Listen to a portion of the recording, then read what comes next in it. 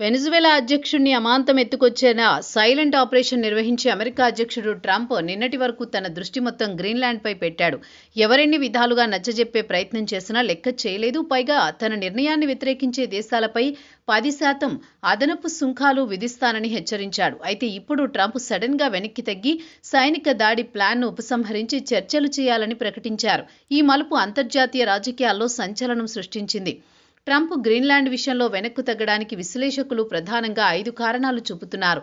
మొదటిది అమెరికా ఖ్యాతి దెబ్బతినడం, రెండోది ప్రపంచవ్యాప్త వ్యతిరేకత, మూడోది నాటో యుఎన్ నిబంధనల ఉల్లంఘన ప్రభావం, నాలుగోది మిత్రరాజ్యాలతో సంబంధాలు దెబ్బతినడం, ఐదోది స్వదేశంలో మద్దతు లేకపోవడం. సైనిక చర్యలు అమెరికాను బలవంతకర్తగా చూపిస్తాయనే భయం ట్రంప్ను ఆపింది. గ్రీన్లాండ్ ఆక్రమణ ప్రపంచంలో అమెరికా లోక్మినేటర్ ఇమేజ్ను దెబ్బతీస్తుంది. ఇది దీర్ఘకాల రాజకీయ లాభాలకు ఆటంకం కావచ్చు.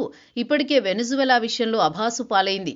ఐరోపా, ఆసియా దేశాలు గ్రీన్లాండ్ ప్లాన్పై ఏకమై ఖండించాయి. డెన్మార్క్, ఐర్లాండ్తో పాటు యుఎన్ సభ్య దేశాలు సంయుక్త ప్రకటనలు జారీ చేశాయి. ఇటువంటి ఒత్తిడి ట్రంప్ వ్యూహాన్ని మార్చడానికి దారితీసింది. సైనిక దాడిలో నాటో యుఎన్ చట్టాలను భంగపరుస్తోంది. అమెరికాకు ఆర్థిక ఆంక్షలు కూటమి విడిపోకలకు దారితీయవచ్చు. ట్రంప్ ఈ చట్టపరమైన పరిణామాల జోలికి వెళ్లలేకపోయారు.